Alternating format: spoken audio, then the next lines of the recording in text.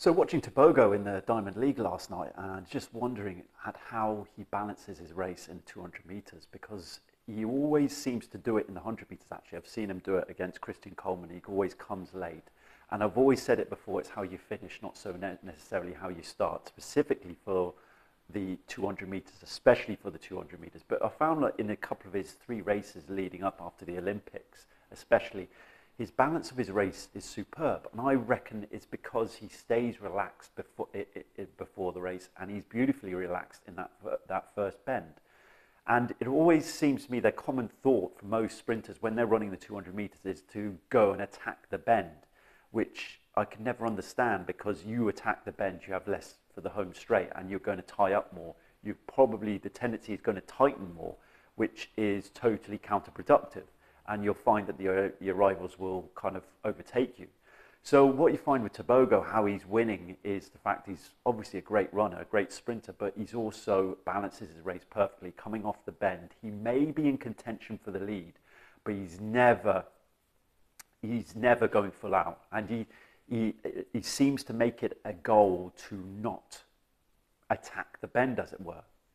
He may be up there, as I say, he may be up there in the lead, but you'll find that probably someone is ahead of him. In the last couple of races, I think it's Kenny Bednarek was in front of him and another athlete, and he still came through at the end to win because he balances his race. He's relaxed at the start, he relaxed bend, not too slowly, but he's relaxed, which allows him to balance the race perfectly. And you'll find that as he comes down the home straight towards the end, he's got juice still left. He's still got the energy to left, and he's got the endurance, as it were. And you find that that's a lot of people will look at that. Well, that's great endurance. He's come through, and he's got greater endurance than Kenny Bednarek, which is rubbish. He hasn't. He's just more relaxed, and he balances his race perfectly. And to balance your race perfectly, you need to be relaxed beforehand. That's it, because when you're relaxed, you've got that sense of confidence, but you also know, you feel what pace you should be going at. You've got that sixth sense about what pace you should be going at. And you naturally have an instinctive sense of the pace you should be going at. And that's what Tebogo has. That's what relaxation gives you before that race, that instinctive feeling for what pace you should go out for the race. And also when you relax, you have that, as you say, that extra endurance at the end to come through and win it. And that's what Tebogo has, that relaxation. He knows how to balance the race, and that's why for the last 2 or 3 races, he's come through and stormed through and beat his rivals, even though coming off the bend, they would have been ahead of him. He's always got something at the end, and he makes sure that he always has something at the end of the race. He's saving something. It's hugely important for 200 meters. A lot of 200-meter sprinters say, attack the bend, attack, attack, attack. You can't do that.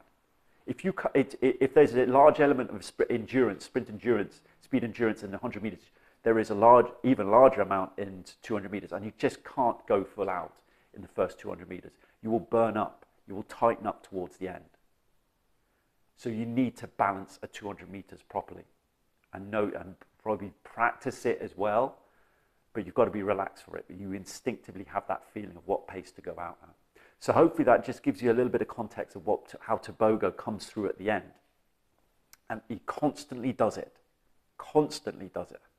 at the moment. He's a man in form.